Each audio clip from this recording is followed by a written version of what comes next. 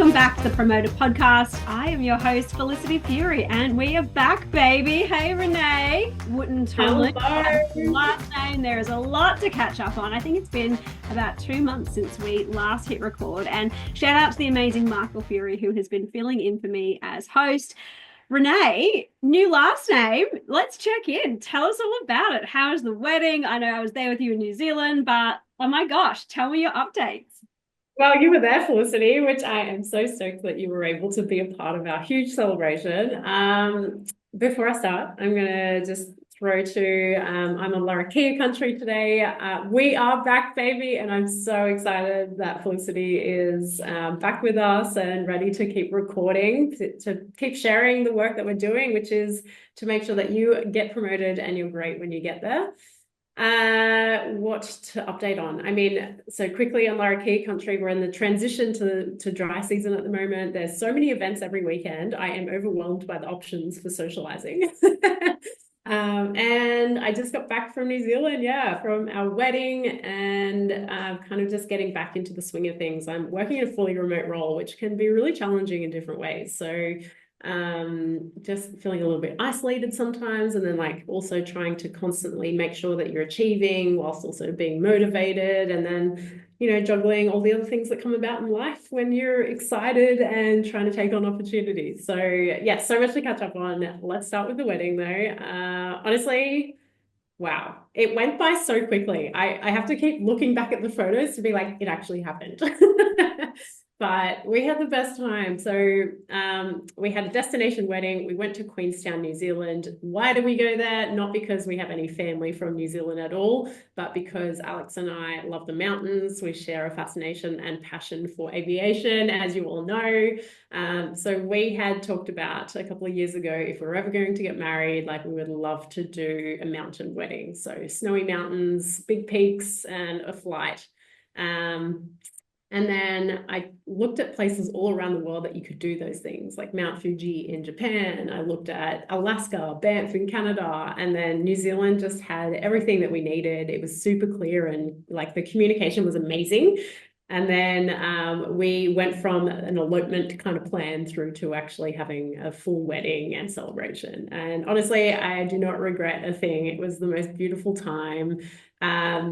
Alex's family and friends flew in from all over the country in Australia, and then I had some of my best girlfriends fly in from all over Australia, but also overseas. So it was just a really special time to have our family and friends, our closest people, come together. We had a ceremony with about 25 people, and we had a reception with about 45 people. So it was just beautiful. How was it for you, Felicity? Tell me about your experience. It was magic. I think just even having an excuse for a holiday. So I left the fam at home, went away for 5 nights, and it felt like I was away for a month. So selfishly, the wedding was awesome, but I also just loved literally reading a book by a lake in the mountains, jumping in icy water into the lake as well. It was 8 degrees outside. It was just absolutely spectacular. And I'm really proud of myself actually to hike, which I didn't realize that New Zealand hikes were proper mountains. I thought, oh, I do walks around here, like a 5-hour walk. I can totally nail that. And I think it was Ben something or other mountain that I went up that was highly recommended. And I'm really proud of myself because I actually didn't go to the summit. There was an extra 500 meters. It was going to be another hour walk. And I went, you know what? My legs are aching so much right now. I'm just going to pause. And I think a lot of the stuff we talk about here on the podcast is around work, about getting promoted at work, but also I think so much of it applies to our everyday life. Like I think getting married is such a huge deal. It's that partner in life. You led the project for the wedding. You had to have lots of conversations to make the wedding happen, lots of difficult conversations too, because it was a small wedding. I know there was that whole background there. But also I think for me, like going on this holiday, I really wanted to actually properly rest and enjoy the time there and be really present with you and not think about all those other things. So actually climbing the mountain and not going all the way to the top was a really big deal for me because I'm someone who just wants to push, push, push and go, go, go. And I felt like I really, had a really nurturing time for myself, which actually kind of leads into the break that I have been having over the last 2 months. And I feel like it's been a really big reset for me. And it's really been aligned with my goal around having a sustainable performance in work and in life, because I feel like it's so easy to get full up with a full work schedule, a full family life, and having young kids. I feel like I've still felt that pressure for myself to keep going and keep doing everything I usually do, plus have the other full-time job of having two young kids and having a family. So yeah, going away for 5 nights, just like if there are any parents listening, eating like a highlight. I'm sorry, Renee, the wedding was awesome, but a highlight was eating food by myself and not having to feed other humans. I love that.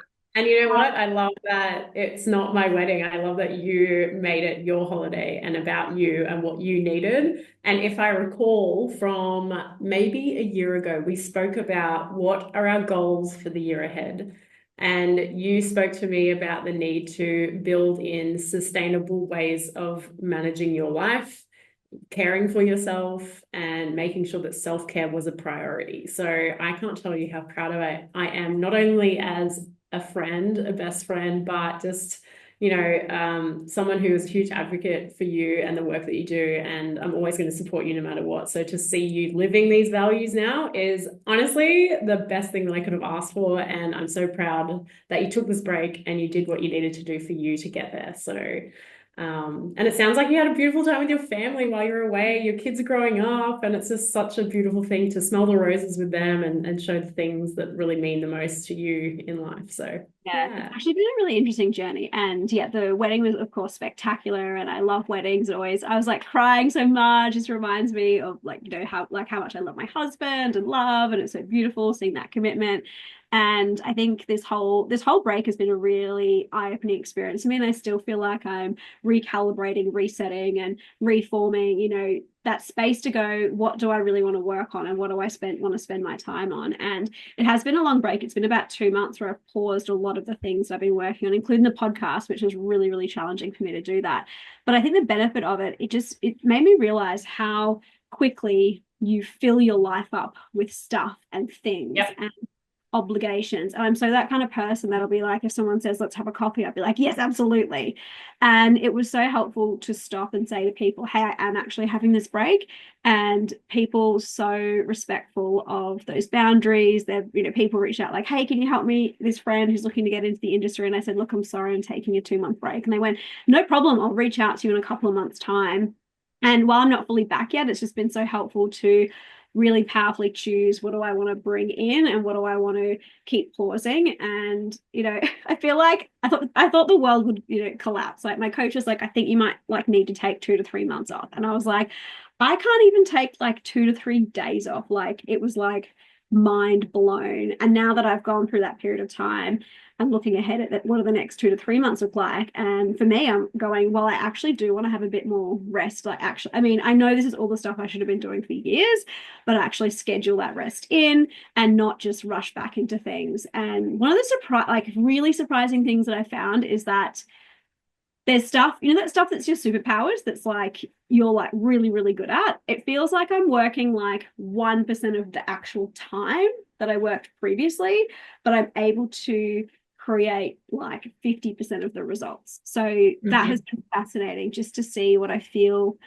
obliged to do or like have to turn up to. So I'm still learning, I'm still figuring out. I feel like it's still really messy. But yeah, it's been really awesome to actually properly stop and slow down. And I think there's not many opportunities in life that you get to do that. And I'm super grateful for you and for Michael as well, having me have that space and for him to actually give me that opportunity. So yeah, Absolutely. wild ride I of think life today. Absolutely. And thank you for sharing that too. It can be daunting. And I think also just for our listeners, like this is the importance of, getting perspective, changing your routine. If you can't really afford to travel, then how do you go out and experience different things in your local community? How do you perhaps volunteer an hour a week just to learn about what's important to other people, or take a step back from your life to realize actually things aren't so serious and you can take a step back, and it's really freeing to get that perspective. And sometimes all it takes is a change in your surroundings to get that. And I feel like for me, New Zealand and honestly travel or just connecting with the right people always gives me that perspective that things aren't as serious as sometimes they can feel in the moment.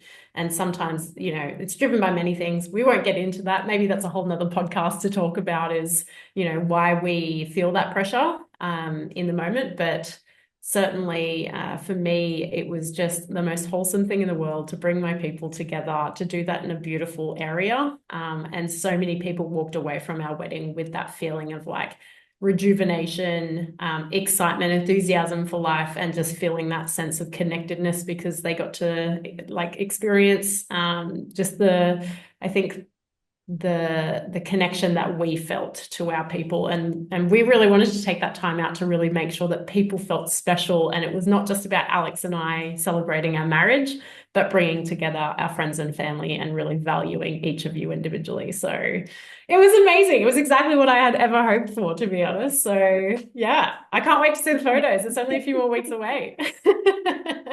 There were so many little things as well, like yeah, just reconnecting with people. And I love that when you change your routine when you go on a holiday, even if you're having a staycation or just, I'm like obsessed with having coffee first thing in the morning. And then when I don't have that, I'm like, okay, how am I going to get my fix? Just those little things that you don't even realize are habits that you do. Yeah.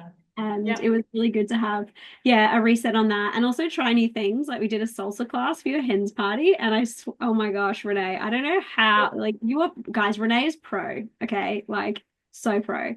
And my brain was like, I couldn't even like get my head around the basic steps. And it was just, got such an appreciation going to be taking my kids to dance class. And oh my gosh, like, yeah, it was a lot of concentration, but also it was so great because there's no judgment. People were like chilling and like doing the bits that they wanted to participate in. Yeah. But yeah, mind blown, Renee, like something different like that, where I think, oh, how is dancing at all related to work, right? Like those extracurricular activities that I so often don't make time for, but then realizing, oh, actually, this is so helpful just to notice those extra brain connections that you can make, which is, I'm sure, is not news to you as a pro bachata dancer. Okay. Right. I mean, you That's kind the word of explaining bachata. my skill set right now, but you know what? I have a natural affinity to dance and particularly bachata dance. I can't tell you what it is, but I feel the music, I listen to the music, and my soul lights up. Not that I haven't been spiritual in the past, but I think in Western cultures, right, you very much shown to disconnect from what you intuitively need. And so there's always this constant battle of like, turning up to work and doing the best that you can and making every dollar and time count. And then, First Nations culture where it's all about people, community, groundedness, storytelling, and really celebrating culture in arts and dance. And this is where probably that true alignment to that spiritual side for me really comes out, where I just feel this deep happiness that honestly, there's not many times in my life where I get to experience that level of joy, disconnection from like the stresses of life. I walk in there and to your point exactly, you really have to concentrate to know exactly what step you're going to take, or listening to the counts of the music. So something that people don't really realize with dance is that you're always counting 1 to 8 and keeping time and knowing exactly what point in the music that you're at, because you find different patterns in the music when you do that. And so you know exactly when they're going to come up again next. And like there's just so much that goes into thinking and dancing at the same time, but completely disconnecting. And I just love it. And you probably saw that while I was dancing in front of everyone. I had a cheeky little bachata dance with the dance instructor there. Okay. And it was just like, it was such a highlight of my day, I have to say. It was awesome. I think, like, to your point earlier, if you are thinking, like, I'd love to have a holiday, but I don't have the time or I can't afford it, there's something like that where you can, like, I remember learning how to sing a few years ago. It was so incredibly helpful because I had to not use my brain. I had to, like, really feel into my voice. And my teacher could always tell when I was overthinking it as an overthinker, that, oh my gosh, actually, like, I am so, yeah, like in my head about it. And so there can be things like that where it's like, they say change is good as a holiday, all those, silly quotes, but it really can make a difference, I think, for all those other aspects of your life, not just your personal life as well. Absolutely. And just coming back to what does it mean to me to get married as well? I just want to recap on this. For me, I was in some unhealthy relationships in my early 20s. Then I was in a really great relationship that wasn't what I was looking for. And throughout all of this, my intuition when I met Alex was just like all in, I have to say. And it was just like, it's the most beautiful thing to feel like I'm getting married without any reservations. Like all those hard conversations we've had early in our relationship. It's like there's so many aspects of work that I've applied to my relationship and vice versa to make sure that going into setting up my life and making sure that I can achieve my goals personally and as a team with Alex and thinking about a family in the future and just all the things that I want that make me me have been not only reflected in Alex's values, shared values, but amplified because of what he wants to achieve and just who he is. So it was the most beautiful thing to be able to sit in a wedding ceremony that was my own and feel so much more than confident that there was no nervousness, no anxiety. It was just meant to be, it felt like. And it's just, yeah, that's what life is worth celebrating. So I'm so grateful. Yeah, it's so worth celebrating, and it's great to be back here on the podcast. Check in every week for new episodes. We've got some juicy topics coming up for you. And if you want to see us in person, we are actually putting on a national roadshow called Uplift. It's a free one-day leadership training through We Aspire. Michael and I will be in Brisbane, Sydney, Melbourne, Townsville, and Cairns, getting out to the regions, which we are super pumped about. So go to weaspire.education and look for the Uplift page to get your free ticket. We will see you in the next episode, Renee. I can't wait to get into these new topics. We've got so many exciting things planned for you all. We're back, baby. Thanks for having Yeah. us.